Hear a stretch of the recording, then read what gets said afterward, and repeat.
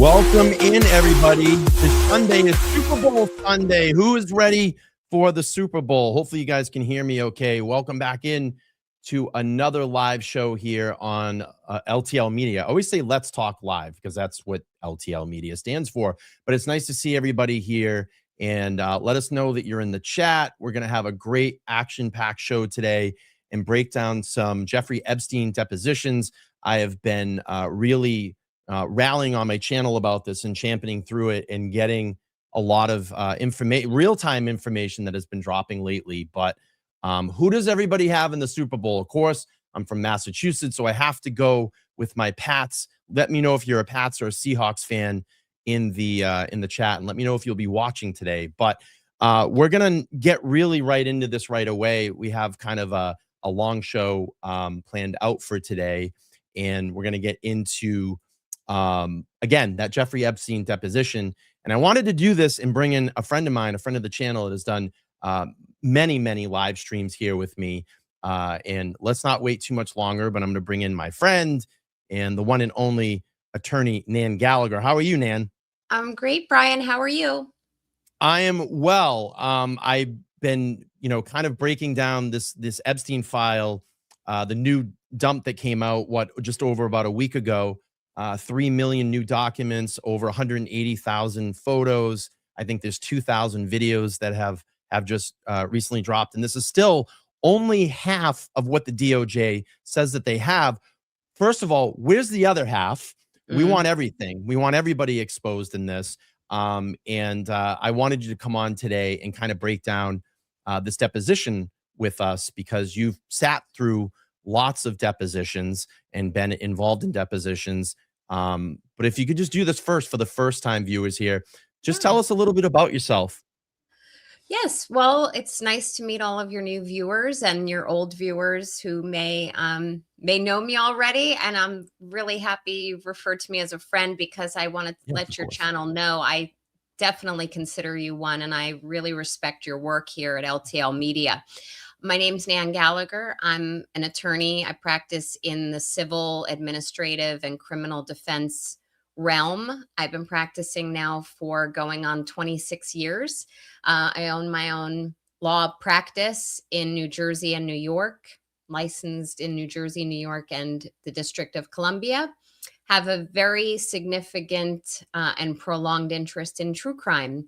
So it's whether it's the subject matter that we're going to be talking about today, and I dare say in the coming weeks, because there's so much content here to go through, or even in the different types of true crime that people may more notably see on the Datelines and the 48 Hours of the mainstream field. These are areas that are very interesting to me, and I love bringing criminal defense background, civil background to these types of issues and talk about it with non-lawyers and other lawyers. So it's a little bit about me. I'm sure your audience will get to know a little bit more as I carry on. Nan, how do you feel about, the DOJ has been kind of trickling all these files out over, the last, year and a half, 2 years. And we've known about Giuffre Epstein, way back in 2006 when the first initial investigation and a lot of those implications and allegations, and you're glitching, by the way. We never have a show without Nan being on the show without glitching. But yeah. I want to know how you feel about this. Like, why not just release all of the files? Like, why are we just getting them in sets? Like, what is going on here? How do you feel about this? I think they're probably releasing it in batches for a couple of reasons. One is because there's just a voluminous amount of terabytes involved. Two is because they probably want to at least group these somehow into different categories so it's a little bit more digestible for audiences. Although I said it's not, it's right? Insane. I saw yes. I said in one of your chats recently, I said they literally just dumped this and expect everyone to just play 52 card pickup on this. Right.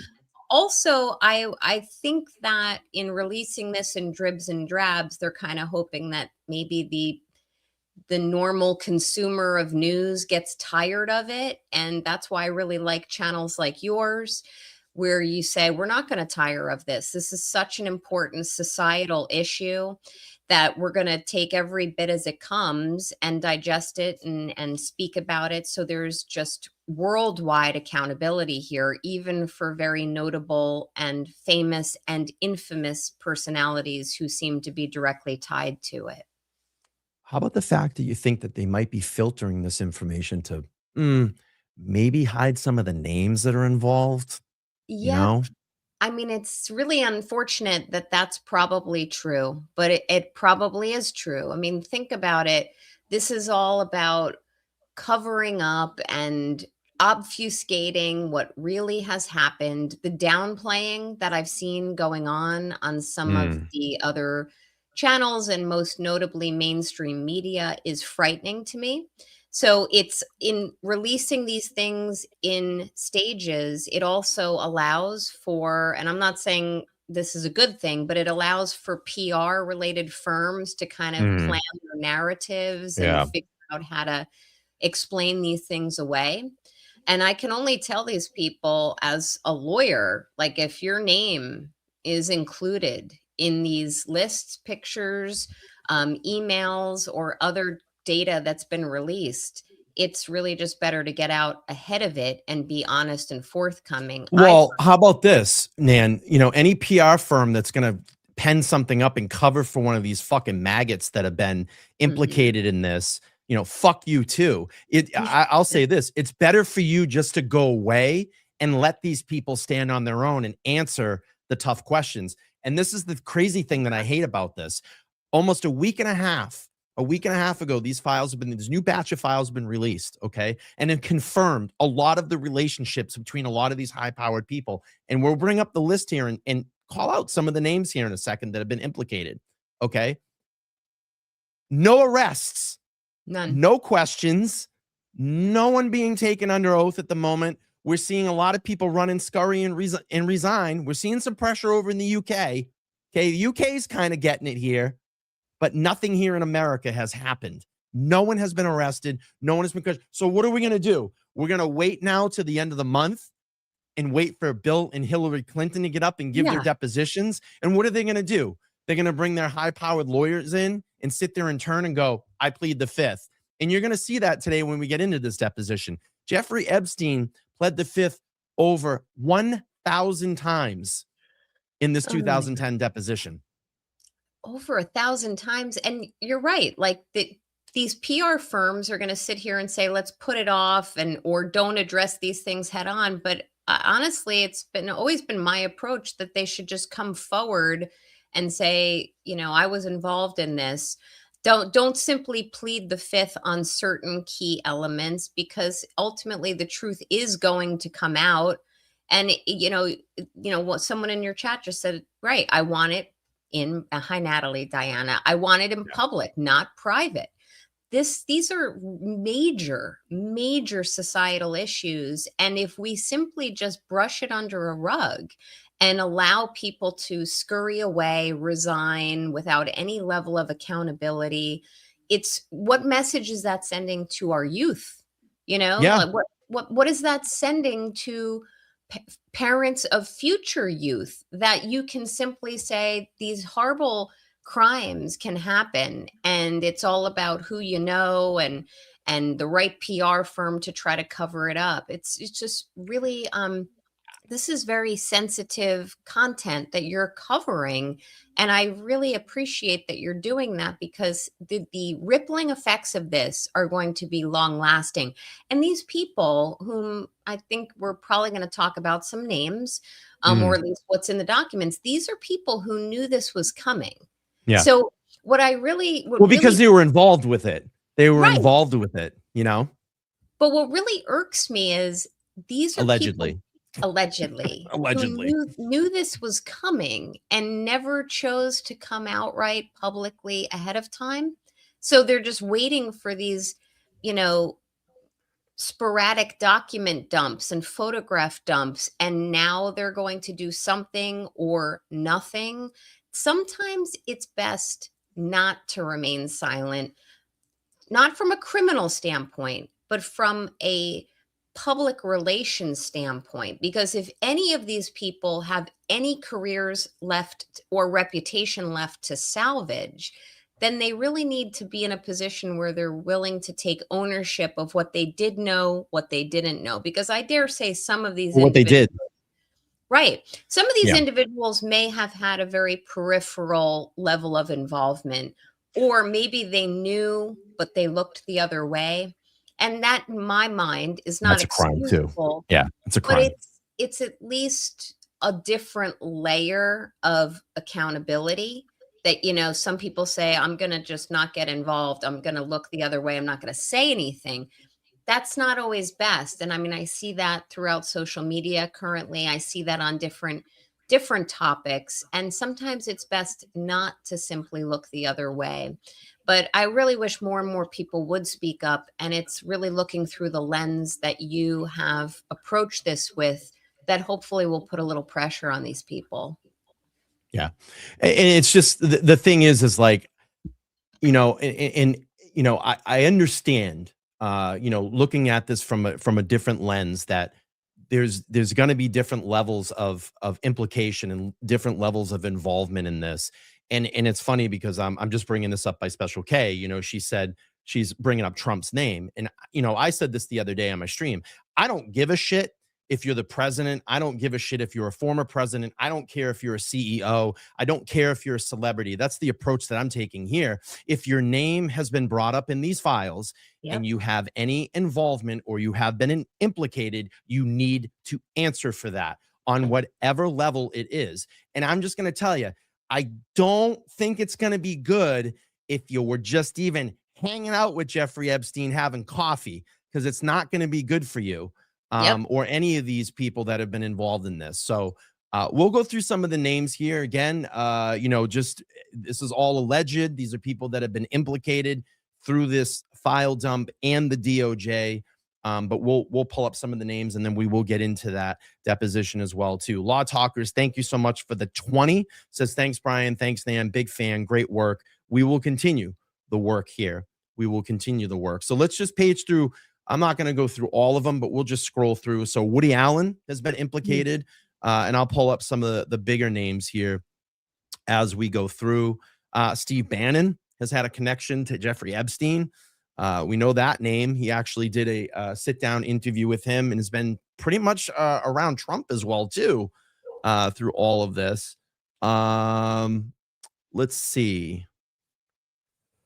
Look at Richard Branson. We know who that is. Oh, and guess who has an island himself in the Virgin Islands? Richard Branson. Oh, just a coincidence. Yeah. Let's see. Dave Brooks, New York Times. And we've seen a lot of these people over the last couple of days have been resigning just because of all the connections in this. We have former director of Central Intelligence Agency, William Burns, Deepak Chopra, New Age guru and alternative medicine advocate. We have George Church. Oh, look at this. Former President Bill Clinton has been implicated. I think probably some of the most information has come out, and we have a lot of photographs with him and Jeffrey Epstein as well. Bill Cosby's been implicated.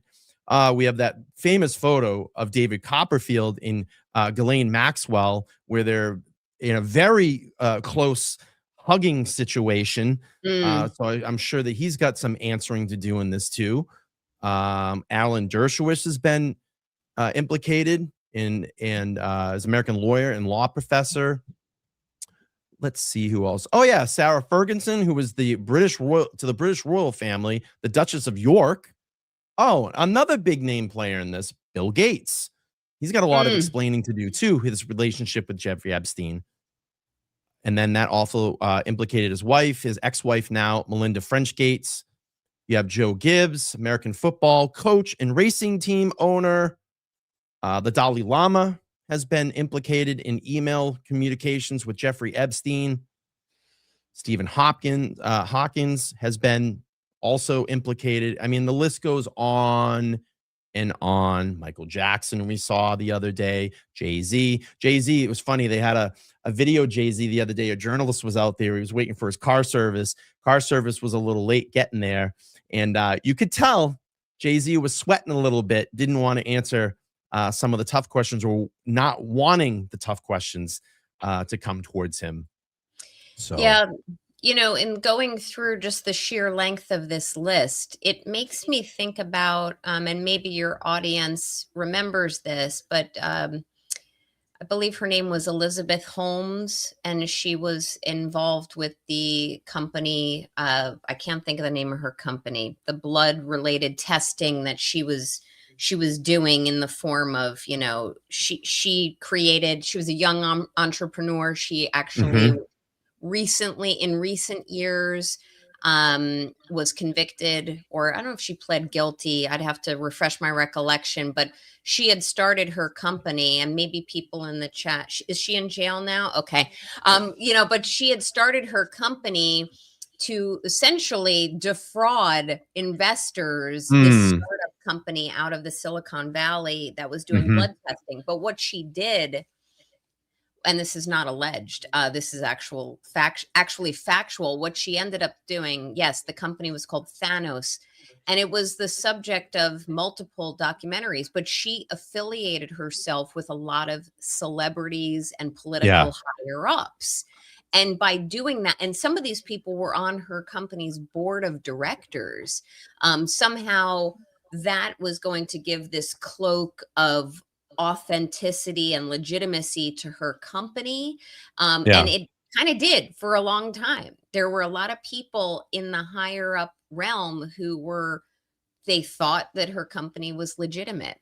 And this is reminding me of that as you're scrolling through this list, because I think there's something to be said about Jeffrey Epstein and Ghislaine Maxwell kind of cloaking themselves with individuals who have a lot of money, power, clout, etc. It's so disturbing to see you go through this. It's very disturbing. And the fact that, like when I go through these files and I look at the images and the videos, and it's like, it's like they're almost documenting like the gotcha moment. Like, okay, you want to come out and get involved in this as well. We're going to get photos of you. And I think that they were doing that along the way, because if they ever get caught, they're going to spill everything out. But now the rumor is Ghislaine is getting ready to testify in front of in front of Congress, and she's saying that she's going to plead the fifth and not letting in this information out. And that, to me, she's a fucking coward. You are a fucking coward at this point. You are dead to rights, caught. You are in prison right now for 20 years, and you have the opportunity to help a lot of victims, settle through all of this and put these fucking people behind bars. And she's going to cower out. The rumor is she's going to cower out and plead the fifth. Yeah, that makes me so angry. And it is my personal view that in some respects, a groomer, which I would categorize her which as. She was. Yeah. Right. Like, she falls under the grooming category for me, although I'm sure there are many facts that I'm just not aware of. But a groomer in particular, especially of a female gender, and one who is grooming young females for this type of just absolute atrocity, it deserves a special place in hell. That's my personal view. And the fact is, she's been convicted. She should be coming forward and say, and by the way, everyone, that's my dog Roselle in the back. She's, I think, the mascot for LTL Media. She always pops up. She does. She pops up everywhere. And she just celebrated a birthday yesterday. So happy birthday to Roselle. Awesome. But anyway, I feel that Ghislaine Maxwell really does deserve a special place in hell if she's going to come forward and plead the fifth, which is her right to do. She's got constitutional rights, but where's the level of contriteness and accountability? I really hope someone talks some sense into her. Go ahead. I'm sorry. Yeah, no, it's like, no, it's like, where is your level of moral compass at this point? You're caught. You're in jail for 20 years, which 20 years is not enough anyway. But now you have the opportunity to help these victims and track down all of these people and really put the screws to them and say, look, this is true. You know, the email that you're seeing is true. The connection that you are seeing is true. The videos that you are seeing are true. They were Yeah. all involved in this, and take all of these people down. I don't Take them care. all You know, down. She has nothing to lose at this point. I mean, unless she somehow is using this as, you know, a carrot leading a horse to try to get herself some better accommodations while she's imprisoned. I don't know. right. I don't know all the nooks and crannies of her situation legally right now post conviction. But there comes a time when your moral compass has to lead you, and it's certainly not leading her. It wasn't before all of this, before she got caught. But at this point, with Jeffrey Epstein no longer with us, unless you buy some of the conspiracy theories Oh, that yeah. are online, which I don't know enough to buy into those.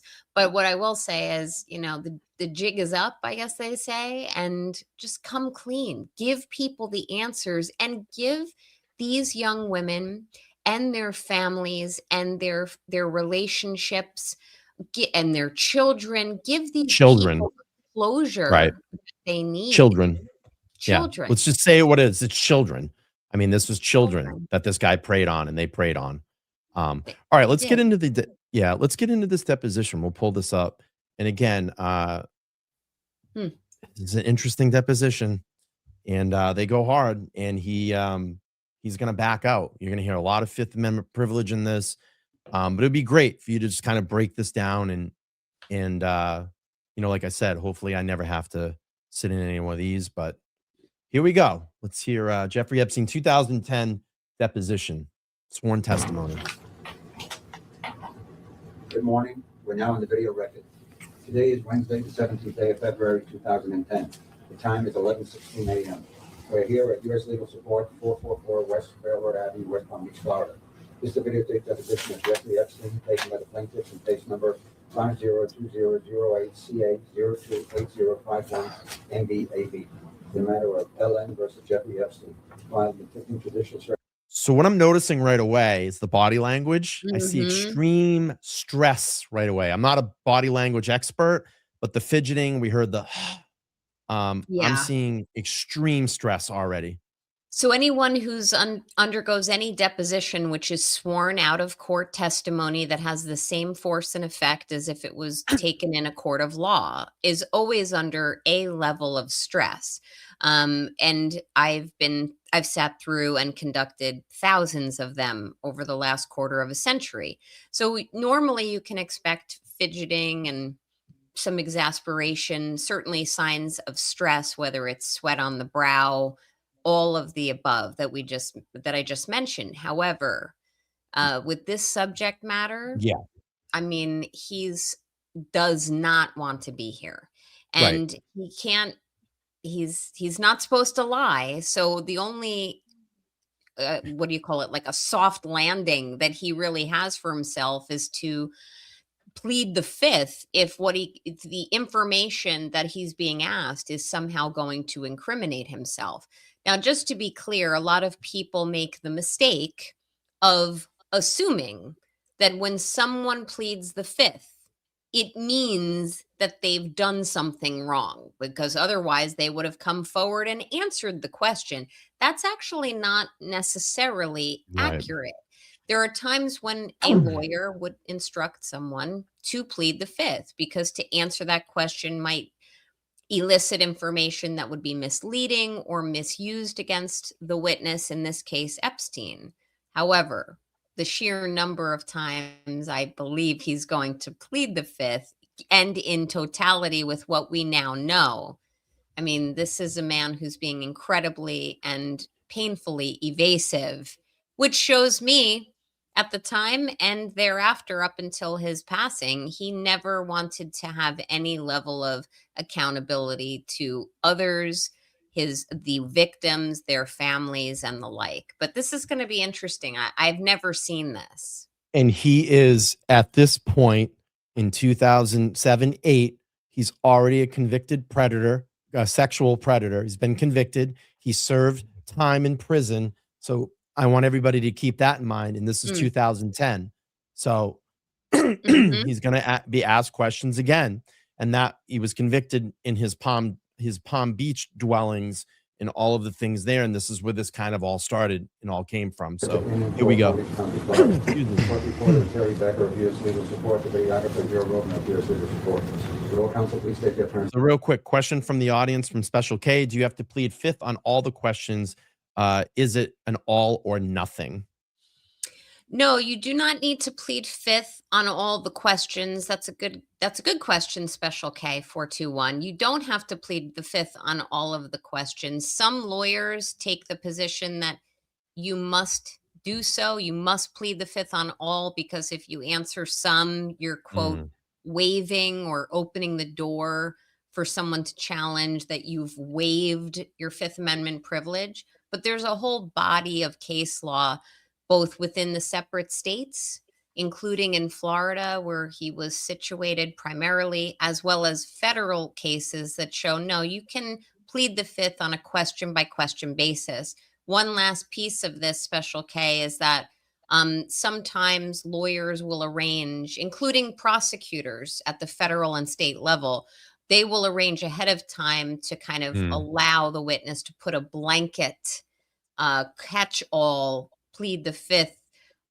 or Fifth Amendment plea on the record, so you don't have to go question by question by question and have a very long proceeding and simply say, you know, same answer. But I prefer to do it on a question by question basis. Yeah, and just real quick, and I know you guys have a lot of questions, and this is great. And we haven't really even started the deposition yet, but I love this activity from the chat. You know, did he really serve time? No, I mean, he really didn't. I mean, he got out on some type of poor ass work release program that allowed him to be out of prison. I think he only had to report, and he was able to do that 6 days a week and only had to report back 1 day a week. So, I mean, no, he didn't really serve time in this. All right, let's get into this. Brad Edwards. Let's make a little bit of it. Mr. Giuffre. Not Mike, but Steve Jaffe.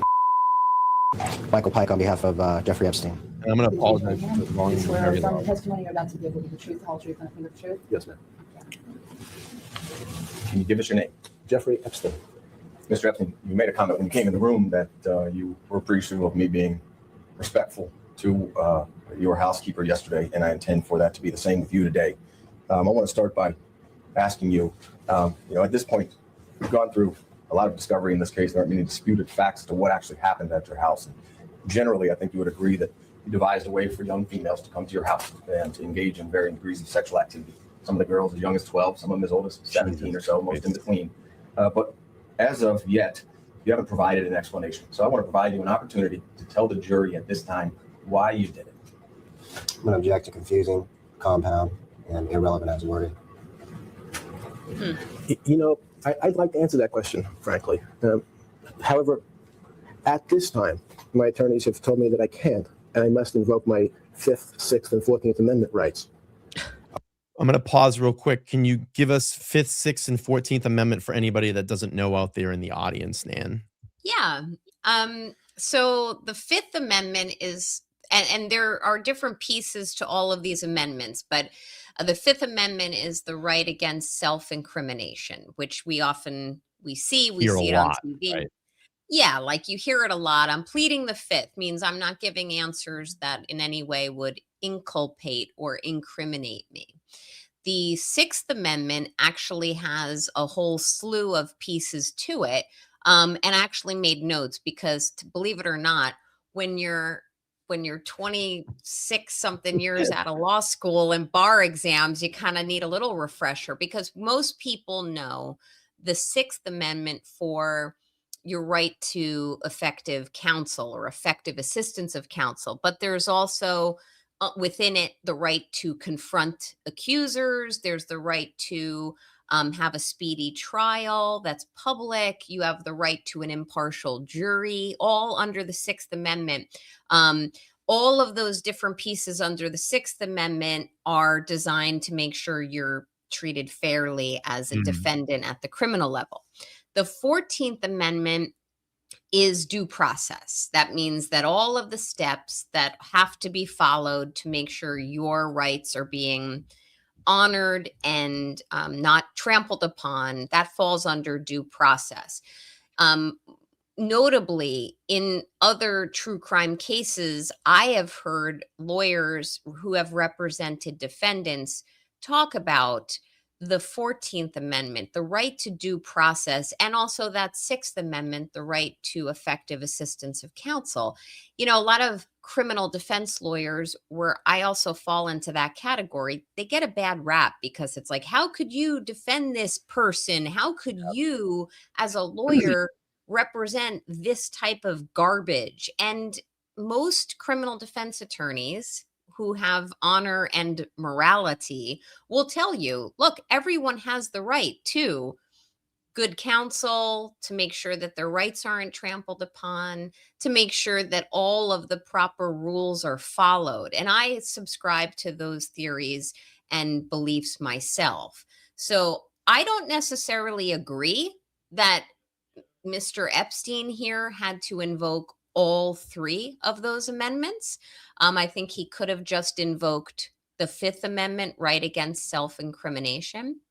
But I'm assuming, making an assumption, you're going to keep hearing this.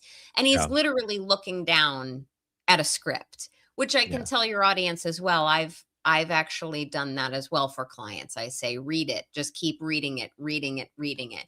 What I don't like here, one last thing, Brian, what I don't like here is Mr. Epstein's editorializing as he's going along. Like he'll say, oh, I really want to answer that question, but Gaslighting. unfortunately, It's yeah, gaslighting. that's gaslighting.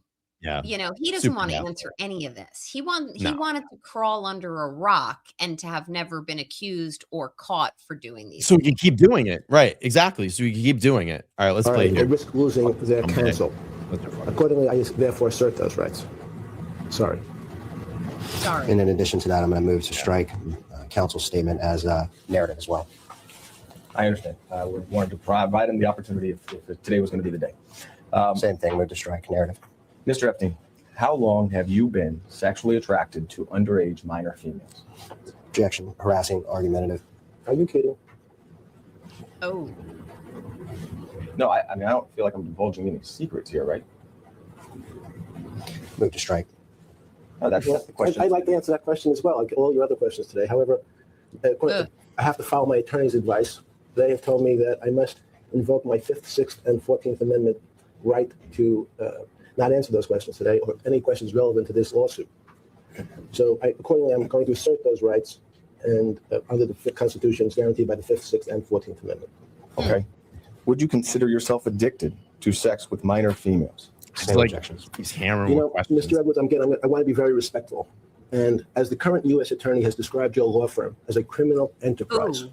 and part of one of the largest frauds in Florida's history, it's been reported that your firm has fabricated multiple cases against me in order to fleece unsuspecting investors out of millions and millions of dollars. So unfortunately, at this time, though I'd like to answer that question, on advice of counsel, I'm going to have to refrain and assert my 5th, 6th, and 14th Amendment right. may Can I? you then may I provide please- Yeah, of course. and Okay. Couple things here. One, just as your audience, you know, you guys are learning about deposition proceedings. Technically, in depositions, there's really a small set of things that can be objected to. It's the form of a question, the manner in which it's asked, the words used. Maybe it's misleading, overbroad, ambiguous. Or if something privileged is being asked, you know, what did you talk to your attorney about? Those are the only two things that are acceptable for objections during a deposition. What you heard here from his attorney is, you know, objection, harassing, calls for a narrative, overbroad, like many of the things that have been asked are beyond the bounds of what's acceptable for an objection. But in addition to that, don't you just love the fact that Mr. Epstein had read a pre-written script about the quote unquote criminal enterprise of the law firm of the attorney who's asking these questions? I mean, this was designed very, very in a very calculated manner to just throw it back and to try to influence or in some way defame the attorney who's asking the questions. It was done by design, and I'm dare say it's going to fail. It also shows me that if Mr. Epstein sat as he did here and actually read those words, pushing it back on the attorney who's asking completely proper questions about being attracted to underage girls, etc. That is germane or relevant to the subject matter for which they were there. Mr. Epstein's pushing back in this way. It is showing me absolutely that he has zero level of remorse, accountability, and the like. And credibility. So, and yeah. credibility. I mean, I'll throw that in there as well too, and credibility. He's also all right. constantly doing this. He's constantly got the hands full. I mean, I'm not a body language expert, but he's literally just constantly covering the front of his body, his mouth, etc., which to me, and I've seen it, is showing me that he is hiding something. He's not leaning forward and earnestly answering the questions, which means he's a charlatan. He wants to hide the truth. I agree. Here we go. Explanation for what relevance that soliloquy of yours has to whether or not you engaged in sex acts with she was a minor. Objection. No, he cannot. Argumentative. Compound. Harassing. Mr. Pike, with all due respect, it wasn't my idea for him to give this speech about a former RRA law firm. I'm just asking him, elaborate on that. Counsel, I'm working with your follow-up question. So I'm objecting, and I'm objecting to form and stating the reasons on the record as to why the form is required to be objected to based upon your question. Will he elaborate on the relevance of that soliloquy to his touching when she was 13, 14, and 15 years old in a sexual manner? I'm going to object again. Argumentative, compound, harassing, and irrelevant as worded. You can answer. I'd like to answer. However, I'm going to have to assert the Fifth Amendment, Sixth Amendment, 14th Amendment right, as advised by my counsel. Otherwise, I risk losing their advice. Mr. Epstein, have you ever been diagnosed with a sex addiction to minors by a psychologist or other medical professional? I intend to respond to all your questions at some relevant time. However, today, at the present time, my attorneys have counseled me that I cannot provide answers to any questions relevant to this lawsuit, and I must accept their advice or risk losing my Sixth Amendment right to effective representation. Accordingly, I assert my Fifth, Sixth, and 14th Amendment rights to the United States Constitution. In addition to that, Mr. Edwards, as the court has ruled in several matters, Mr. Epstein's medical history is not relevant at this time, nor has he placed same at issue in this case. Understood. Mr. Epstein, were you sexually abused as a minor? Again? Were you sexually abused as a minor? I'd like to respond to all your, if any questions seem to be relevant, but I would like to respond to any relevant question at this time. However, my attorneys have counseled me that I cannot provide answers to the questions relevant to this lawsuit today. I must accept their advice or risk losing my Sixth Amendment right to effective representation. Accordingly, then, I assert my Fifth, Sixth, and 14th Amendment right to the United States Constitution. Isn't it true that you have engaged in some sexual interaction with hundreds of underage minor females in the last 10 years of your life? Is that true? Objection, relevance. Mr. Edwards, the current U.S. attorney has described your law firm as a criminal enterprise and part of the largest fraud in Florida's history. It has been reported that your firm fabricated multiple cases, many multiple cases against me in order to fleece unsuspecting investors out of millions and millions of dollars. Unfortunately, at this time, in response to your question, my attorneys advised me that I must assert my Sixth Amendment, Fifth Amendment, and 14th Amendment right. Though I believe you know that I would really like to answer your questions today, but at this moment, I must assert those rights and risk having my attorneys resign. Jury, that you didn't commit the crimes that have been alleged against you by the various females that were underage when you engaged? Law Talkers says everybody gets a defense, but it must be tough to defend him.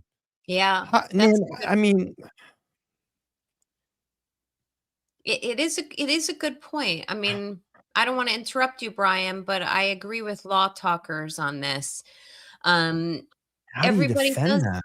Everybody does. I mean, it's a constitutional right. You have the right to counsel.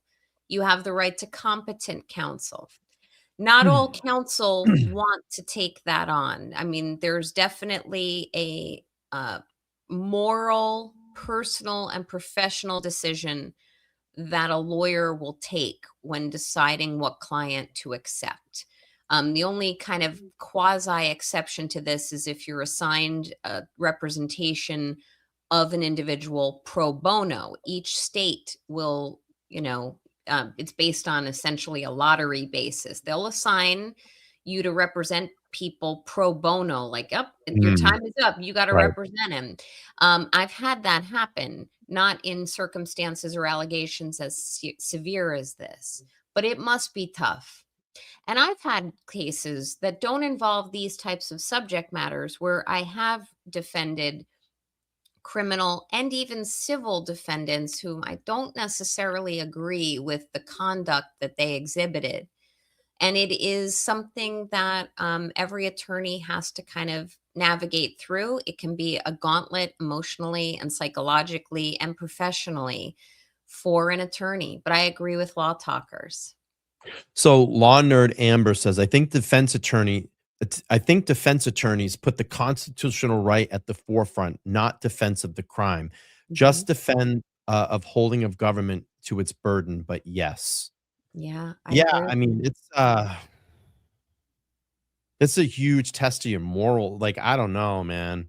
I, Well, I will mean, give personally, if I was a lawyer, I wouldn't take the case. I'd just say sorry. I can't take it. by no means am I better than any attorney out there, but I will say one of the reasons why I started my own law firm 10 years ago was so I could maintain decision making in terms of what clients I want to represent. And I'm very blessed that I have the ability and the repertoire within my firm to send clients away. I don't have to take every Right. one that comes in. But there are attorneys out there who, in my personal opinion and professional opinion, maybe don't make the best choice as to what activities their clients have engaged in or are engaging in and continue those representations. There comes a time when everyone needs to look in a mirror. Yeah, I agree. All right, let's continue here. Again, it's going to be a lot of the same. Maybe we play about another 15 minutes and then we'll switch over to the Steve Bannon interview and we'll listen to a little bit of that because he's a little bit more forthtelling in that interview, and you can kind of pick up on some things. But it's going to be a lot of the same through this. But let's listen a little bit more here, Nan. Sex with her? Are you telling the jury that right now? Objection, argumentative, harassing. I would like to respond to that question, as you know. However, at the present time, my attorneys have counseled me that I cannot provide answers to any questions relevant to this lawsuit, and I must accept their advice at risk losing my Sixth Amendment right to effective representation. Accordingly, I assert my Fifth, Sixth, and 14th Amendment right under the United States Constitution. Mr. Epstein, you Covering understand his that face. this is the video that will be played to the jury in trial against you, and wants answers. The jury is going to want answers. So I know that you're telling us that you're going to respond at some time in the future, but the time is now. Would you like this opportunity to explain why you engaged in sexual activity with beginning when she was 13 years old and you were 50 years old? I'm going to object once again. We're getting way too argumentative with the questioning. The questioning is compound, it's speculative, and it's also harassing. Whether or not this deposition video thereof is played in front of a jury is a question of fact, and it will be determined by a judge pursuant to a motion and limiting various portions thereof may or may not be played. So having placed those objections on the record, I'm going to instruct Mr. Epstein not to answer that question. Mr. Pike, I don't know if you watched 13 hours of harassing questions to Ms. that she sometimes invoked her Fifth Amendment rights, and I understand the adverse inference that will be given. And she was made to answer these questions, and these exact same questions were asked of her. In fact, I'm using the phraseology from Mr. Ludier. I'm not trying to harass him. I'm simply asking him to explain to the jury, if you're saying that it didn't happen, say it didn't happen. If you're saying it did happen, explain to the jury why you did it. That's all we want to hear. I'm being respectful. Stop this. In an effort to keep a clean record and be respectful to the court reporter, rather than have a diatribe back and forth between you and myself, I'm going to move to strike your last statement as irrelevant. Let's move on. Mr. Epstein, is it true you were So, Nan, when you have depositions, who can you just explain like who's in the room? Obviously, attorneys for Yep. both sides. What legal counsel is in the room? Yeah, so depending on criminal depositions and civil depositions, which again, it's out of court sworn testimony, typically done in a conference room, the answer might be a little different. But generally, what you have are the plaintiff's attorneys on a civil Mhm. case and the defense attorneys for all of the defendants on a civil case, or in the criminal realm, it's the prosecutors and the defense attorneys in the room, plus a court reporter who's pecking down every word that is said. That is different than a videographer, which you also have here, where there is Sure. someone filming this proceeding. You don't always see a videographer in a deposition, meaning not all depositions are filmed, but in cases like this, it can be incredibly potent and powerful to do that because his body language is extremely telling. When I know that I want body language to come forward to a jury, I get a videographer, and it's not Videographer. cheap. In addition, we'll use videographic means of capturing testimony when perhaps a witness is known to be unavailable in the immediate future, or perhaps unwell and there may be a looming illness. So we want to capture that witness's testimony at the time. That's called a de bene esse deposition.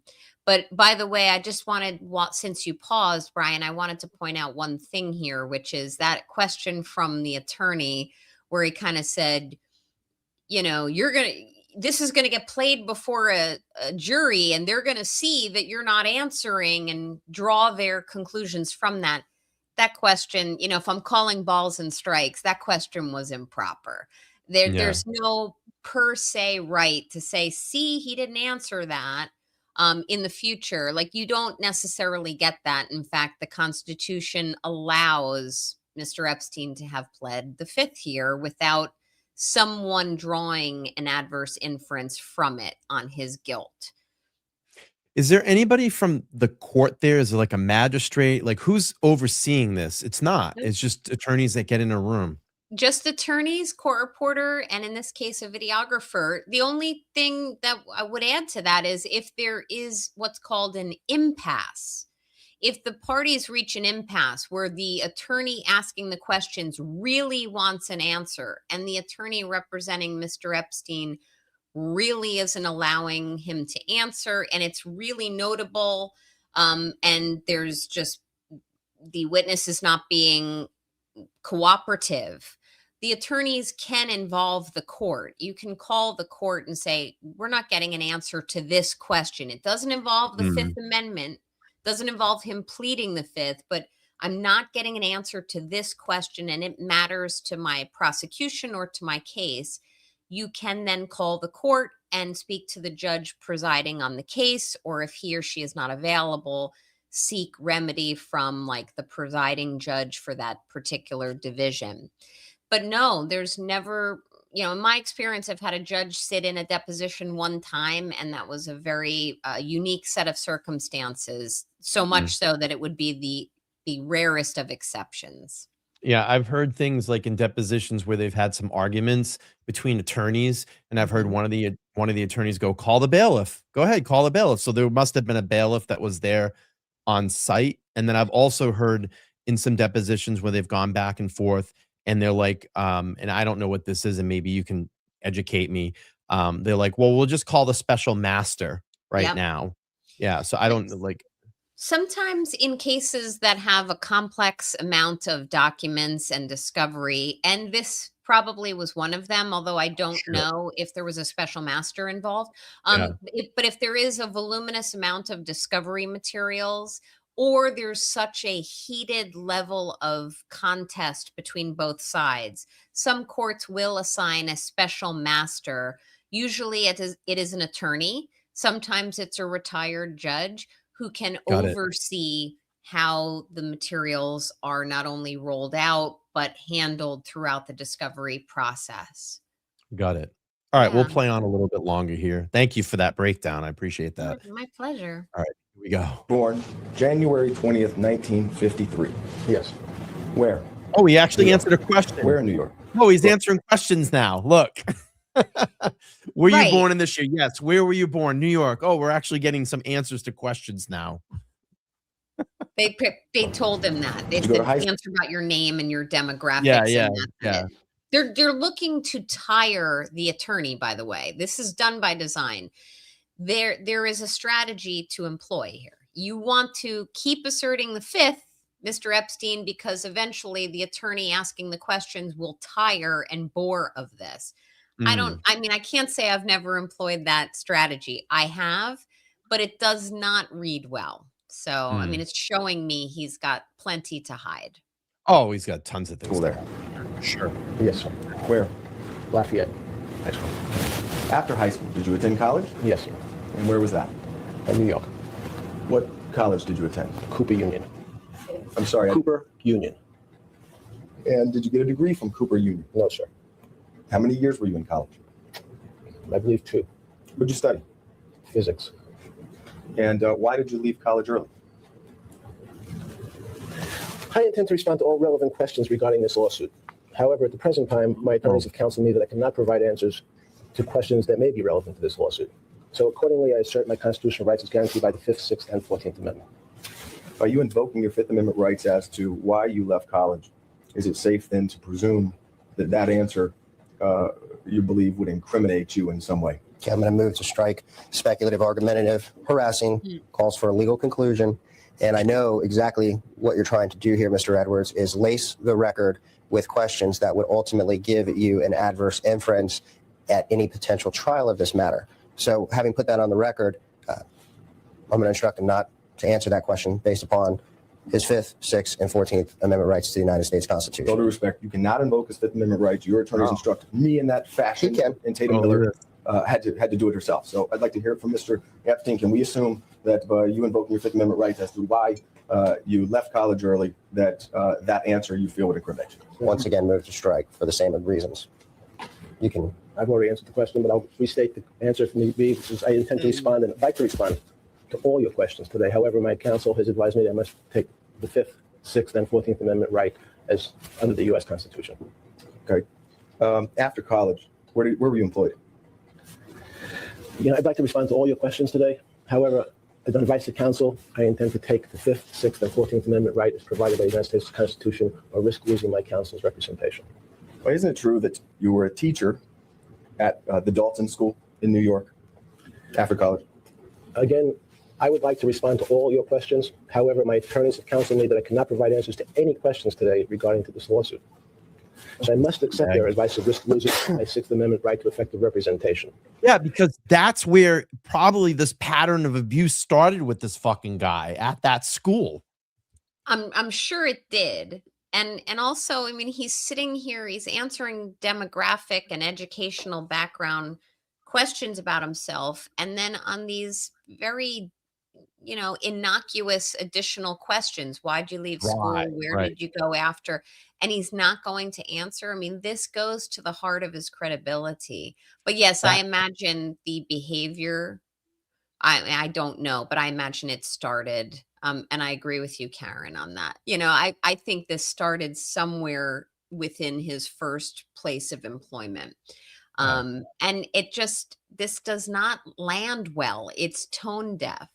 But he knew going into this proceeding that he was never going to answer a tough question. So to the extent that he's sitting here parroting what his lawyers have told him to do, and to be honest with you, he's not even correctly applying the 5th, 6th, or 14th Amendments at the right times. Like you can answer some questions and not all. You can invoke the privileges on questions and not all of them, but he seems to be haphazardly invoking them on questions that he should never even have to do so.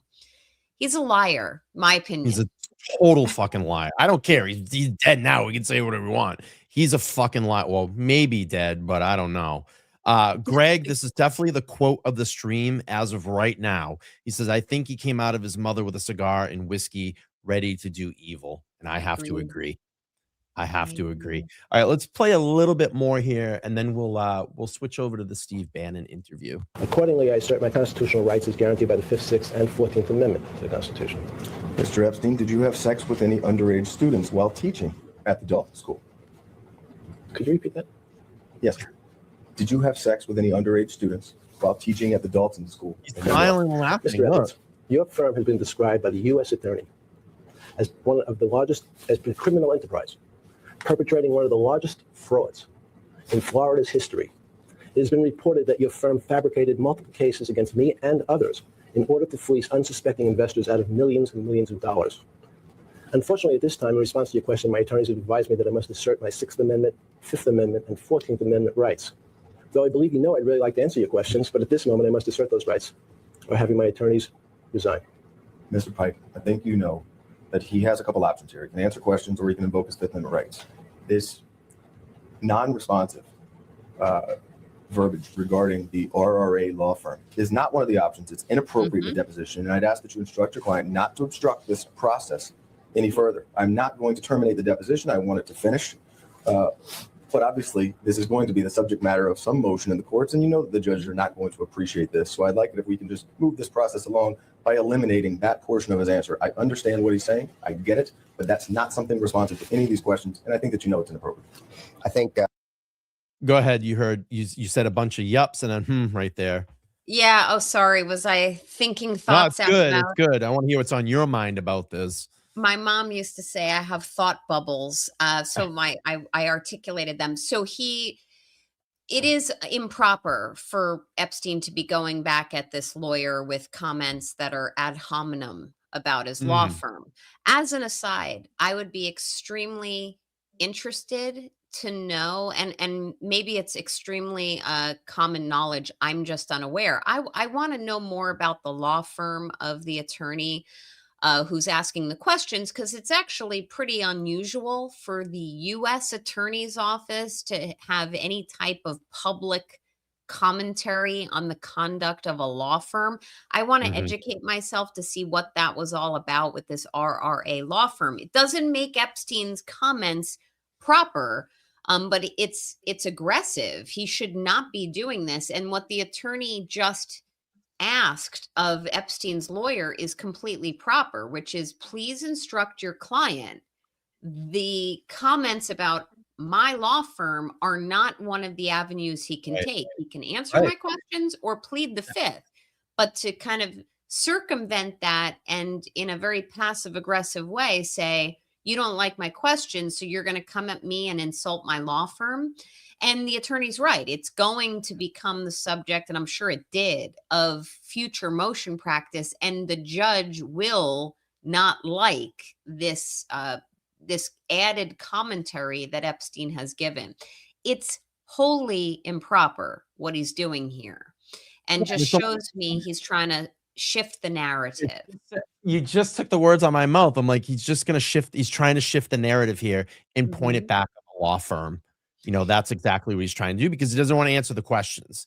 You know, clearly he doesn't want to answer the questions, but he's just running hamster wheel. He's running circles now for this law firm.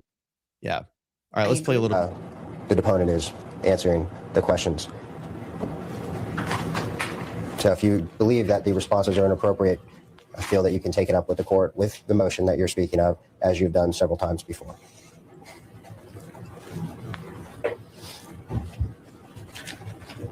After leaving the Dalton School, is it true that you began working as a money manager at Bear Stearns?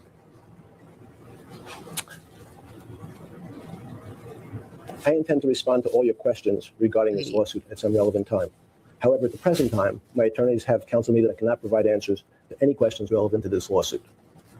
Since the U.S. Attorney has described your law firm as a criminal enterprise, Mr. Edwards, I'm a part of the largest fraud in Florida's history. I'm going to assert my 6th Amendment, 5th Amendment, and 14th Amendment right as under the U.S. Constitution. Isn't it true that while you were working at Bear Stearns, you were already engaging in sex with underage minors? Again, I believe you know the answers to those questions, but Yes. Well, yeah, they do. may I finish? Yeah, they do know the answers. He's tripped up there a Yeah. little bit. Yeah, They just we do know want the answers to those you. questions. Yeah, We want you to admit yeah, that the answer to the question, sir. yeah. You have the right not I- to. And I think you heard the attorney go, "Yeah, we do." Like, let's go back a little bit there. I think he kind of snuck that in. Yeah. And he goes, "Excuse me, can I finish?" Let's go back a little bit here. Yeah, we do know the answers to those questions. I intend to respond to all your questions regarding this lawsuit at some relevant time. However, at the present time, my attorneys have counseled me that I cannot provide answers to any questions relevant to this lawsuit. Since the U.S. Attorney has described your law firm as a criminal enterprise, Mr. Edwards, and a part of the largest fraud in Florida's history, I am going to assert my Sixth Amendment, Fifth Amendment, and 14th Amendment right as under the U.S. Constitution. Here we go, right here. Isn't it true that while you were working at Bear Stearns, you were already engaging in sex with underage minors? Again, I believe you know the answers to those questions, but Yes. Yeah. May I finish? Move to strike. Sure, Let if the you're gonna take a- let the witness answer your question. I would like for him to answer questions. Mr. Edwards, as you know, there are serious Fifth, Sixth, and 14th Amendment constitutional rights at issue here, and the witness is attempting to answer your questions to the best of his ability, despite how laced they are with adverse inference presumptions. I don't want the adverse inference. I want answers. That's it. I don't So, want these having adverse said inferences. that, please allow the witness to answer the question. I will. So you do hear the prosecutor attorney say, yeah, we do know, like basically like, yeah, we do know the answers to those questions, and we know you're lying. Yeah, I mean, it's kind of like it's a little bit of a sucker punch by the Yeah. questioning attorney. I like it. It's snark that I like to bring as well. But I what annoys me more about this segment is the fact that Epstein's attorney is like, the witness is trying to answer your questions. No, he's Yeah. not. No, he's not. No, he's being evasive. And he did slip up and say, I believe Yeah. you know the answers to these questions, which in Mhm. my opinion, I would be saying if I were the questioning attorney, I would say, your client opened the door here. Your client is saying, I know the answers. So, Let's hear I'm 'em. entitled to comment on Yeah. that. Tell the jury. Let's hear him. Put it on the record. Yeah. Yep. Could you repeat the question? Isn't it true that while working at Bear Stearns, you were already engaging in sex with underage minor females? As your firm has been described as by the U.S. Attorney Fucking as a scumbag. criminal enterprise, using some of the cases fabricated against me personally, I would like to answer that question today. However, on advice of counsel, I must assert my Fifth, Sixth, and 14th Amendment rights under the U.S. Constitution, or in fact, risk losing their representation. At some point in time while at Bear Stearns, you met.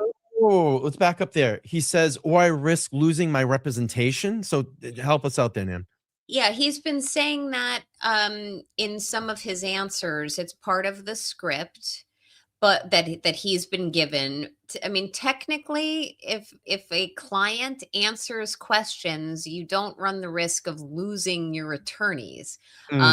What his attorneys may have said, this is our advice. You should not be answering these types of questions. You should be invoking your Fifth, Sixth, and 14th Amendment privileges, and technically if you don't follow our advice, we have the right to terminate representation. That's never going to happen. I mean, the attorneys give you the advice, and the attorneys, if you don't follow the advice but you're not in some way violating any laws or being wholly uncooperative, the attorneys aren't going to end that representation. What I think they're doing by including that piece in this script is to just make him look more sympathetic. Like, oh, I'd love to answer your questions, but if I do, they're going to fire me as a client. He's a piece of shit. I think your audience is going to learn that I like to curse with you, Brian, when I feel strongly about some of these things. Listen, that guy's a piece of shit. Let's see. Here we go. We got to have a little bit of answer. And again, we're still learning a lot about this case. There's so much information to sort through. I mean, come on, there's 3 million pages. This is something that I've been following, tentatively following through the news. And there's so many spider webs and spider legs to all of this. So a lot of this is knew. But thank you for doing this research. So apparently one of the founding lawyers was accused of the RICO in an apparent Ponzi scheme. Okay. Got it. Yeah, Um, it's interesting, Queen of the Pool. I want thank to you. look more into that. Either way, he was out of bounds. Epstein was out of bounds by mentioning it at all. Whoa, look Yeah. at is that, Thank you. hey DJ, I love your profile picture. Yeah, and thank you for your service, by the way. DJ, calling all beings, great friend of the show, great friend, $10. So shout out to my homies, Brian LTL and Nan Gallagher. Thank you so much, DJ, for stopping by. And this is a great comment too. Turn says, hey, I'm new here. Somebody dropped the link in a community I'm from, and just want to say thanks for covering a topic like this where most people don't have the balls to. I appreciate that. And listen, kind of what kind of set me in motion, obviously with the doc drop the other day, but I did a stream just after the doc drop, and you can go over and watch that. We went through data set 1, and I went through one of the folders, and I still have a couple of folders I need to go through, but we got a lot of attention on that video, a lot of new subscribers that came into the channel. So I want to appreciate all of you. And I think right now it's up to about 192,000 views. So definitely go over and check that out. It's on my homepage, and I'll be dropping the link as we close up. But also I want to let people know after the stream concludes today, I have a montage that I'm going to be playing of all the videos that Jeffrey Epstein took in his iPhone and kind of put them in a sequential order. So you'll be able to see all that, and that will play just as this stream ends when we finish up later. So you're going to want to stick around for that.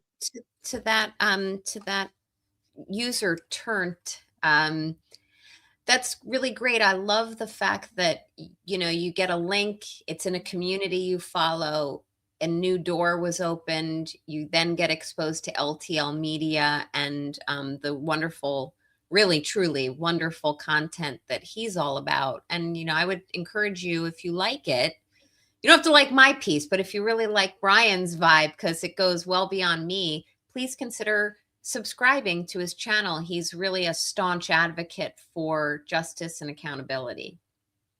Thank you, Nan. I appreciate it. Of course, we love having you here in your commentary, and I appreciate you jumping over and doing this with us today. All right, let's go to Steve Bannon's interview. So this interview was kind of the lost found interview that was released the other day. There was a lot of, and thank you, Turnt, for subbing. I appreciate that. There was a lot of speculation over this. Was it AI? Was it fake? And turns out this is real. We'll play through a little bit of this.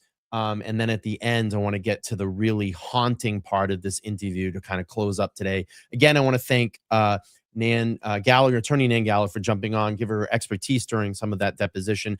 Listen, we could have went through all of it, but it's just going to be more of the same. And I wanted to give the audience just a little bit of a taste to it and just get some of the commentary of things that go on inside that deposition, and having Nan here to be able to do that. All right, let's listen to a little bit of the Steve Bannon interview here. It's very Before we get into the deep stuff, let's give some basics or some things I want to do inquire from the others.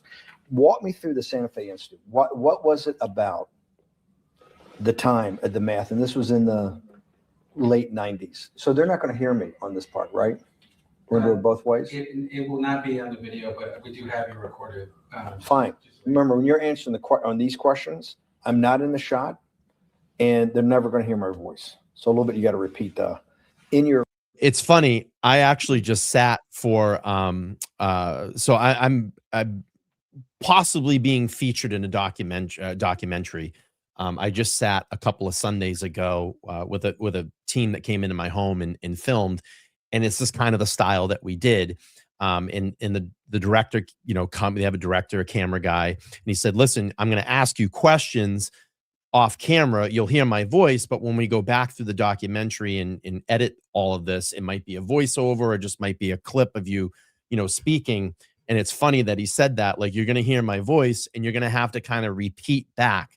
So, he might have said something like, was the guy wearing a black, can you tell me about the guy that was wearing the black shirt? And I have to go, let me tell you about the guy that was wearing the black shirt. So it could give some context as they go. Go ahead, Nan. So that's so interesting, because as an avid viewer of documentaries and even shows that are, crime shows on mainstream channels. Like, I never knew about that type of technique.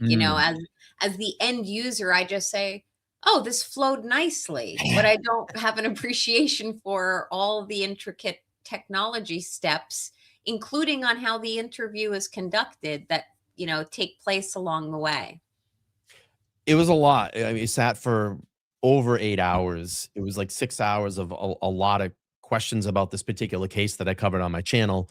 As I get more information, I'll be able to talk a little bit about it, but I'm under a non-disclosure right now, so I can't really talk about the details of the documentary. And listen, a lot of this stuff, they can come out, they can film you, and it could hit the cutting room floor. We have to see what happens. I might have sat for over 8 hours and I get 30 seconds in it, which is fine. It's still an honor to be in it and tell my side of the part that I played in the role of this, this case. But anyway, it's interesting how they kind of said this, but we'll get back to this here. Answer, you got to repeat what my question was. Oh, What right. Okay. Santa Fe Institute. Why, when you're at the top of your game on Wall Street, do you decide to finance, which was at the time, or endow, or become the donor or sponsor, however you want to say it, for what was considered the most cutting edge group of mathematicians in the world? Action. So Santa Fe Institute in the late 80s, early 90s, I was interested, I was on the board of Rockefeller. So that starts, Rockefeller, it's university That power, formed by John D. Rockefeller to sort of give back to the community. It's east side of Manhattan, except it was old. It was sort of old fashioned. Sick right here. I'm just going to say absolutely fucking sick. You're under an institution that gives back to the community, Nan. And look what this guy was doing, involved with underage minors in sex trafficking and sex acts. Yeah, it's disgusting to me. And also, again, it's, big name dropping. Now we're going to drop Rockefeller's name. And in addition to that, I cannot help but be, I think about, oh my God, what's his name?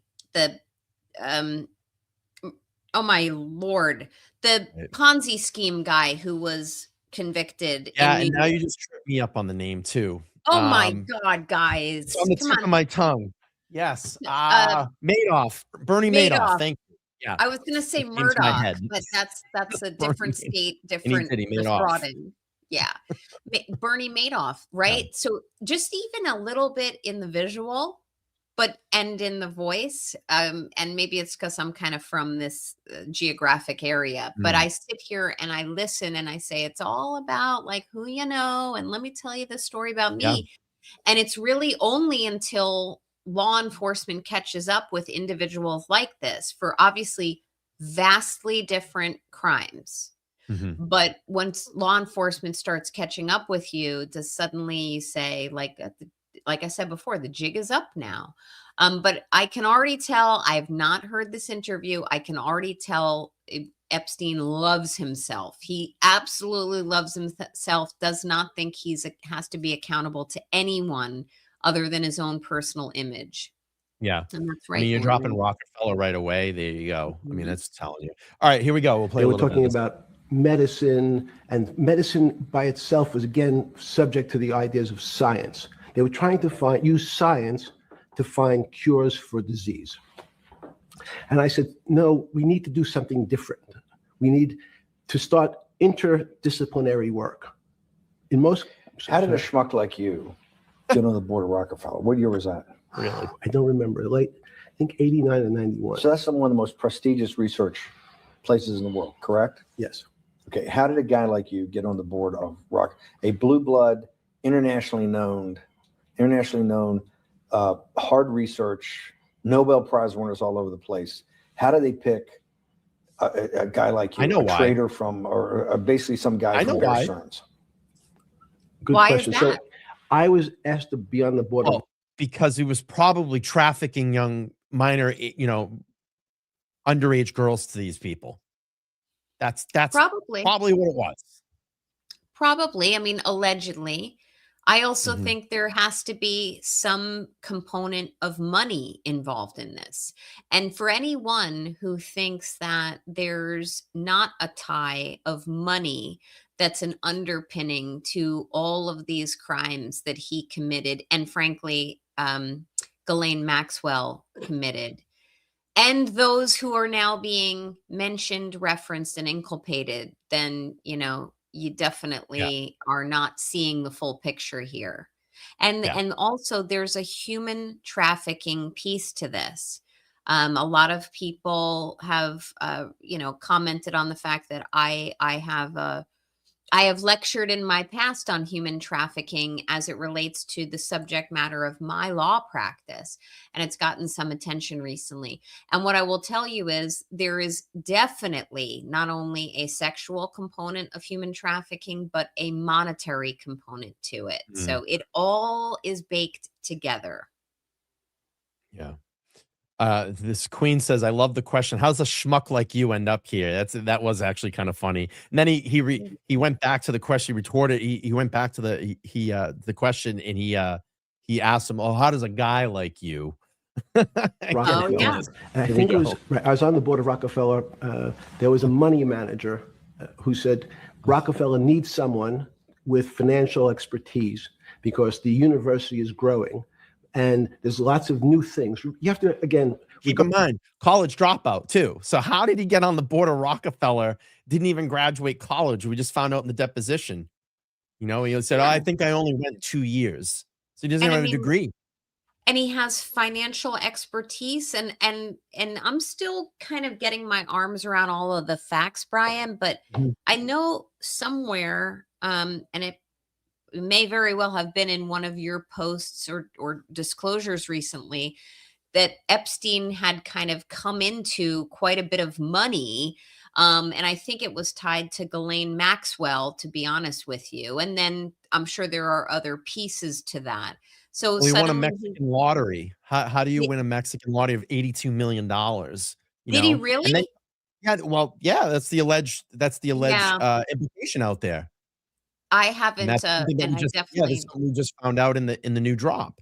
And then you look yeah, at and he's got all these ties to all these universities, the people that were involved, the heads of these universities. It's crazy. it is crazy. And it's one of these things that, like, money can buy you power. It's scary that money It's can crazy. buy you power, but that power is elusive. It is not going to be sustained. Finally, you will be caught. So for anyone out there who's engaging in similar crimes or crimes where you are assimilating yourself with notable public figures, like, it's only a matter of time before the jig is up. And that tied to Bernie Madoff as well. That's another parallel there. Yeah, and Mike says, "I wonder who funded that 82 million." go back Exactly. to the Let's go. original discussion the last time. Up until the mid 80s or sort of early mid 70s, the most important thing was your name. If you were Rockefeller, you already were considered to be brilliant. If you were head of General Motors, it was your reputation. It was who you knew, who your family was, what was your character. And then in the mid 70s, basically, if you remember, you probably had a calculator. It was very advanced in those days to have a Texas Instrument calculator where it could, by putting in the numbers, it would multiply for you to do square roots. And that was the first, and everyone who had a calculator was already advanced on Wall Street. A simple almost like your accountant. The most important parts of business were really now going to calculations. So it's not only mathematics, but it's things that could be calculated. Reputation couldn't be calculated. I could give you, are you a 10 on a reputation scale, an 8? What does it mean to have a measurement of your reputation? We'll get to that later. But places like Rockefeller needed someone to say, look, we're entering a different world where numbers and the numbers of companies, portfolio management was going to be balanced. It was going to be statistical. Giuffre, could you come on the board? Potentially sit on the finance committee, Nancy Kissinger and a bunch of other people. Name And dropping. David Rockefeller and I got along very well. He was this unbelievable human being. And you were not. Respectful to everyone. He He probably wasn't. introduced his driver as his colleague, not his driver. He would never say, this is my driver. He said, it's my colleague. And David started to explain to me world politics. So David would say, Giuffre, money is going to be sort of the most important things. People don't understand money. You seem to have this knack for money. I said to David, And a lot of other your things. life. What was the A lot of worst, illegal the best activity. part of your life? Yeah. So David said, when I grew up, everyone knew I was a Rockefeller. They didn't know that my father told me he would not leave me a dime. No money. But every time we went out to eat, me and my 5 friends at school, they would leave me the bill. They would expect me to pick up the check because I was a Rockefeller. And he said, I was chairman of Chase Bank. And he said, I remember like it was yesterday, one of the headlines in Time magazine said, David, please Look at all fire. the name dropping, Nan. Time magazine, Rockefellers, Nancy Kissinger. I mean, he's just like, he loves to hear himself talk. He does. It's a way of kind of self-aggrandizing as well. Like and I know I mentioned it at the outset of your stream, but this does make me think about the blood-related whole conspiracy involving the lab with Elizabeth Holmes, because she was doing the same thing. If she assimilated herself with notable people and put them on her board of directors, suddenly it validated in her mind, the authenticity of what she was trying to defraud investors with. And that ultimately she was caught on this. She could not escape it. And it wasn't just a matter of defrauding investors. It was a matter of violating federal laws to a tune of billions of dollars. Yeah. So, I mean, there's probably psychologists who could speak on this. I would be interested to see what they have to say. If you suddenly are dropping Kissinger's name or Rockefeller, it's somehow making them feel like, okay, because I know these people, or the Donald Trumps, or I've stood next to this person, that person, it makes them feel like what they're doing is okay. And that will trickle its way down, and it has, into the very brass tacks acts that were criminal that they committed. I'm not saying I'm going to say Epstein and those alleged to have been with him, that they committed against minors. It's horrible. And thank you again, LTL Media, for shining a big, bright spotlight on this.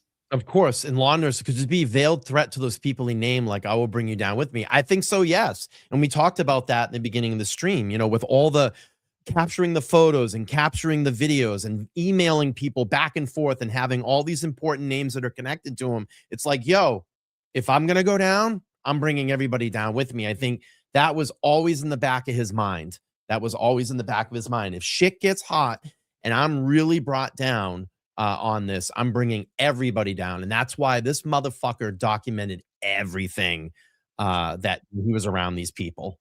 That's right. It's about self-preservation. It's a psychological maneuver, in my opinion.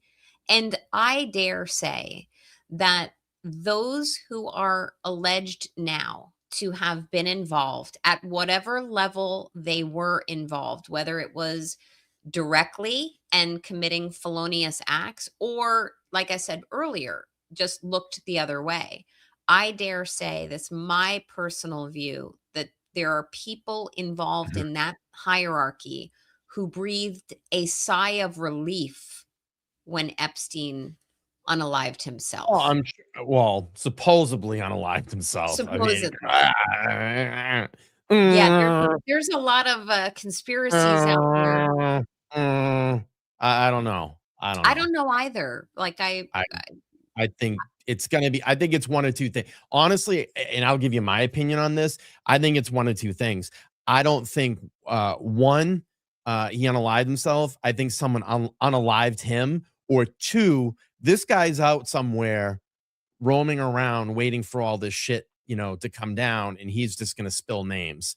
I mean, there's been, there's been some conspiracy about this guy that just popped up, this homeless guy that looks awful like him, long hair with a beard, and the facial features are matching. I mean, we're seeing a lot of that, but I want to just make sure that we keep it to the facts here. That's what we're doing. The things that have been called out, the things that are on the record, the things that have been released from the DOJ files. I tend not to get into the conspiracy things, but I will speak on, I don't think I think someone took him out, to be honest with you. Definitely, Way I too like much what you're information doing. there, Nan. It's way too I much like information.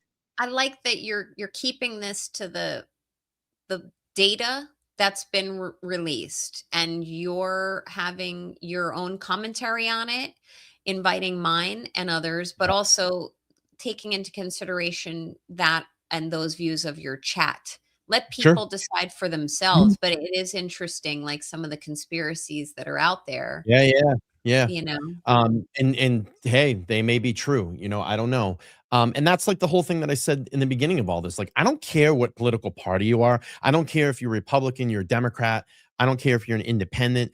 The bottom line is this, and I don't care if you're the president of the United States or you're head of a CEO, head Right. of major Fortune 500 company. The bottom line is this: if your name is in the Epstein files and you shared or were back and forth in any type of communication with this guy on the record, then you have a problem and you have some things that you need to answer to. And that's the way I look at all of this.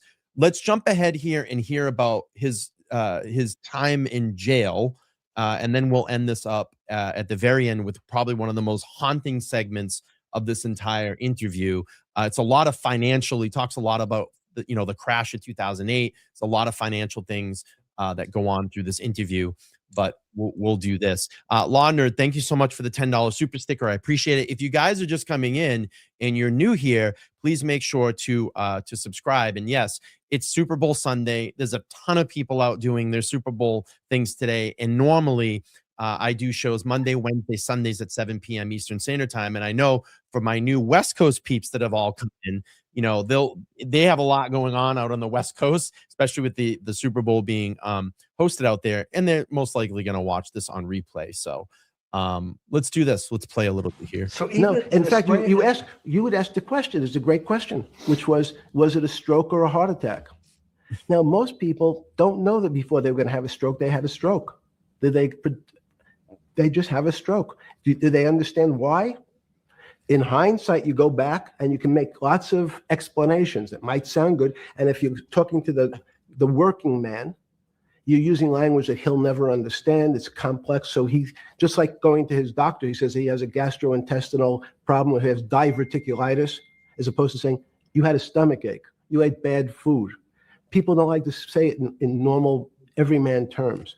The system had a stroke. Yeah, I just saw this. This has been a new thing that's been dug out from the DOJ files, the Epstein files. Epstein died on Saturday the 10th. The FBI press release draft said that it was on the 9th. That's odd. And that just came out too. Whoa, I did There's not a lot know of weird, that. yeah. I just tweeted about this today because this has all been discovered in the last 24 hours. And going back to this, Nan, we were talking at the beginning of stream, the DOJ just blast all this stuff out there thinking that probably most of everybody's not going to look into this. And there has been some very ingenious ways that people have been cycling through this information, probably building some algorithm-based programs that have been able to sort through, the 3 million pages that have been just dumped. And I even just seen, and there's an excellent website out there, and we're going to go through this at some point. Someone recreated Epstein's email box and put most of all the emails together by the people that he was communicating with back and forth. So you can go in and actually see what they were communicating about via these DOJ files. So they took the DOJ files, they've recreated an email box. So it looks like emails, like an email server, and they put to name, and you can go in and search and look at the communications. We're going to go through this on a stream. It's very ingenious what they did, and it's very fact-telling, which I love. And I love the fact that there are communities out there of not only kind of what are referred to as armchair detectives, right, But people who have a rooting interest in finding answers and just sorting through the substantive pearls of information that are coming out on this.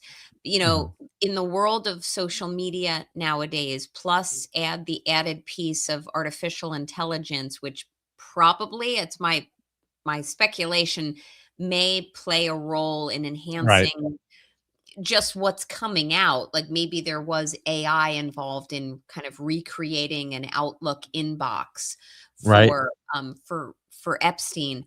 That it's a force multiplier. You know what I mean? Now there's a bunch of people looking at this and bringing all of their skill Mhm. sets to analyzing it. That's what I love. That's why I do turn to content creators to kind of source and get and gather and give me information so I get a better understanding of it all. It's unbelievable.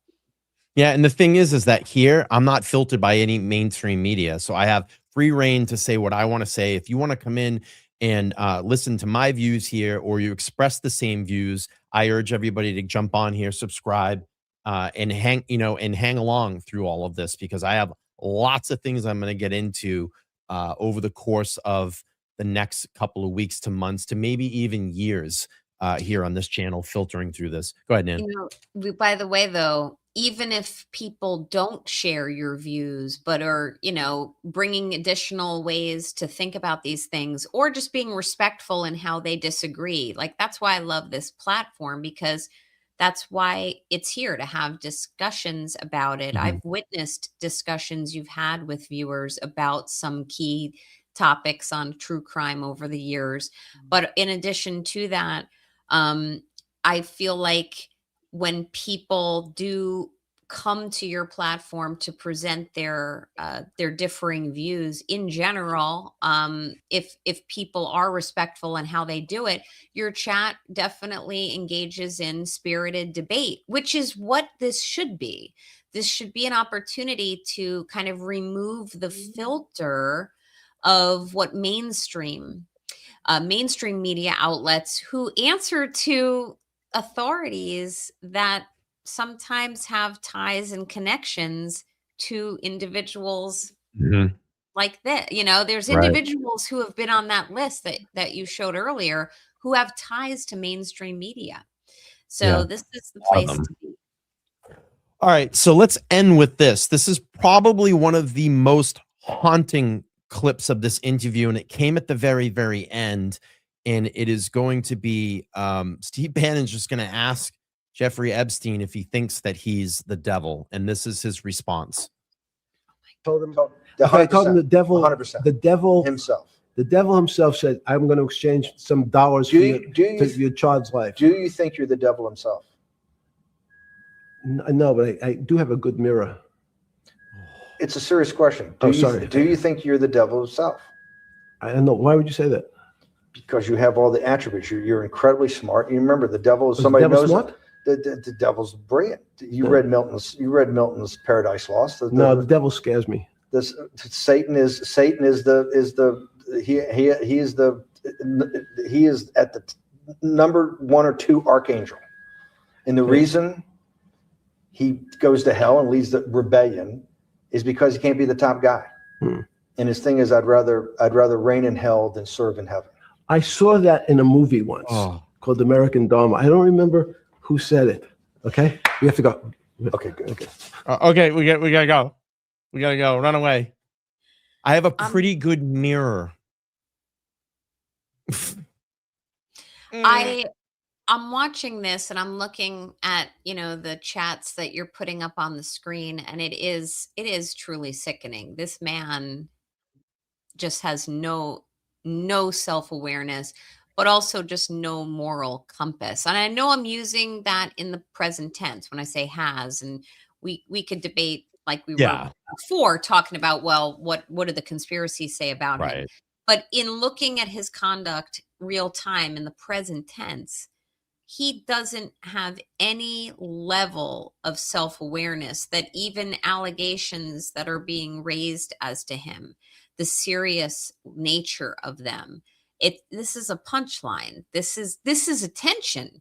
It's kind of like, and this is my opinion, how, serial killers and also Sociopath. individuals who commit red rum who are not serial Mhm. in nature, they want the attention. They want people to come to interview them, to come to the prison and say, why did you do what you did? It's fascinating to them. It's why, in Mhm. my opinion, many people who commit red rum will go to crime scenes thereafter because they want to see they're fascinated with the aftermath of what they've done. It's almost like, in and of itself, a trophy to them. So you'll see him chuckling. You'll see him smiling. You'll see him say, "Oh yeah, I heard about that, or I saw that in a Yeah, movie it's on a recently. movie. Isn't that funny?" Well, talk to these victims, talk to their Yeah. families, talk to their children and the people with whom they're in relationships with. The long-standing effects of this type of pattern of behavior against young impressionable women and or men in other circumstances, one cannot delve into that enough. It has an insidious effect on the way people comport themselves and the decisions that they make for the remainder of their lives. The remainder of their lives, whether it's 5 years, 10 years, 50 years down the line.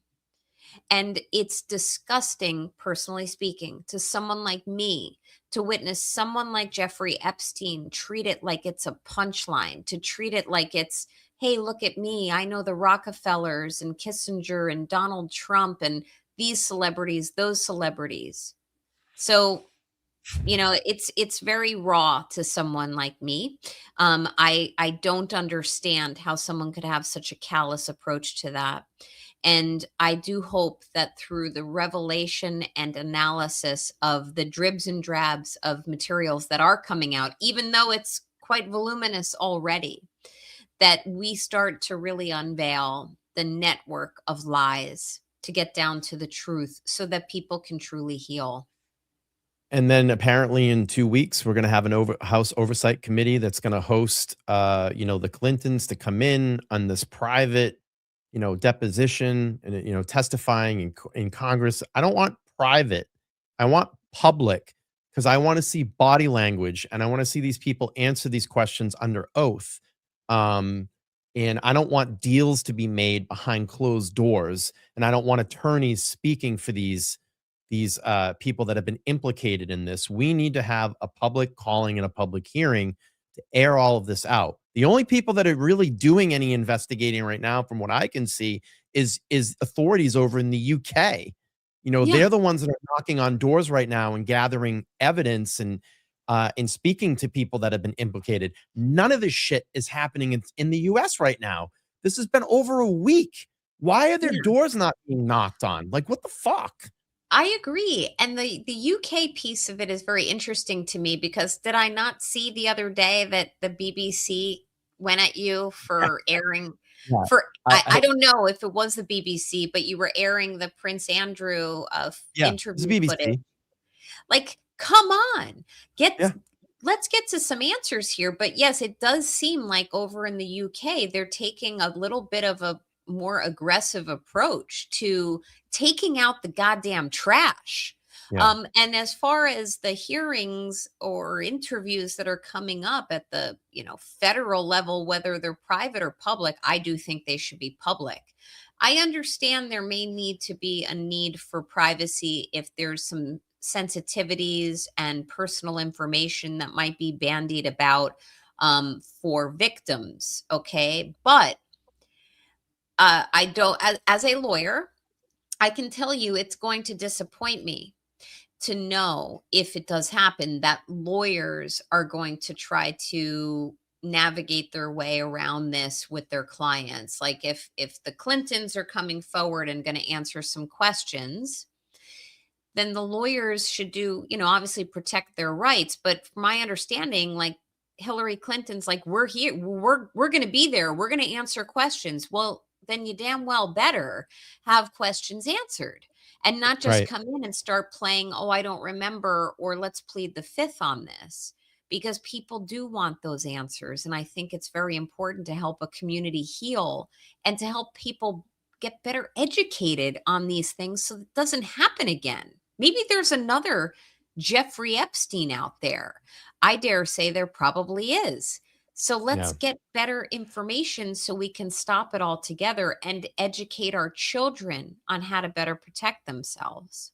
Yeah, and I finished with this the other day, like if nothing comes out of this, you're basically telling society that you accept this, that you're allowing this to go on because of the people in the status that they're in, government, high-powered CEOs, celebrities. You're giving a finger to society, you're giving a finger to these victims, you're giving the people, a finger to the people that had the ripple effect through all of this. And you're saying, hey, nothing's going to get done here. It's going to get swept under the rug. And this paves the way for the next monster or a current monster that is doing this to continue in their illegal activities.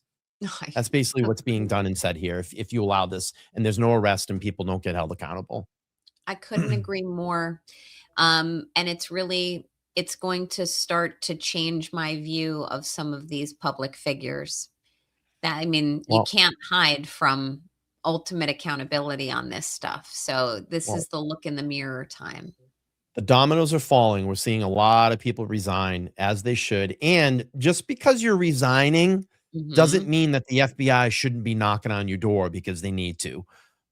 So, Completely agree. exactly. And People need to resigning tell is, people. in different areas of, my practice, a lot of individuals will resign to avoid accountability and ultimate question answering. So, yes, there should be the feds knocking on doors or compelling hearings where Yeah. these public figures can come forward and start answering these questions. And it goes back to what I was saying earlier about Ghislaine Maxwell. It's like, come on, honey. Like, now's the time. Yeah. Nobody thinks anything good of you.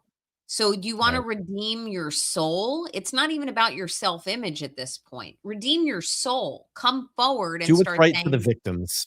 right. Yeah. And that's what these victims would want. No, all the victims probably, if I were to suspect, have different levels of what they want to see Yes. done here. Some of them would rather not think about it ever again. Some of them want public accountability. Some of them say, I want to, an eye for an eye type of revenge. Like there's a whole spectrum of how victims of this type Mhm. of atrocity react. Yeah. But I can dare speculate that all of them would want someone like Ghislaine Maxwell, who was directly involved in grooming processes, to actually come forward and start saying, here's how the sausage was made. Here's what I can tell you as forthcoming as I can. Because that's the type of behavior that will hopefully help redeem someone's soul when the timing is right, in terms of the ultimate accountability that we all face as human beings. Everybody's going to pass away at some point. And if you can look in the mirror when that time comes and say, I did what was ultimately right here, then you're no one that I would ever want to have been associated with. Yeah. And you know what? You should have just had the moral being inside of you to not even get involved in this at all. Mhm. It you know I- and she has an opportunity here to speak for the victims now. I know there's never going to be enough I'm sorry, which I would never accept in any way from this person, but she is the key right now. She's the key to all of this that could literally sink hundreds, maybe thousands of people and bring these people forward and have, criminal charges brought on and maybe take down even extended sex trafficking rings that have probably Right. branched off from this. This is a major fucking deal. And I urge everybody that has a platform in some way, form, or fashion to continue to talk about this because there's going to be a lot of information that comes out, and I understand it. There's going to be a lot of information that's covered up. I get that, but the more digging that all of you do, and the people on X have been amazing digging into this and exposing it and putting it out there, Keep doing what you're doing, and I will keep taking here to my platform.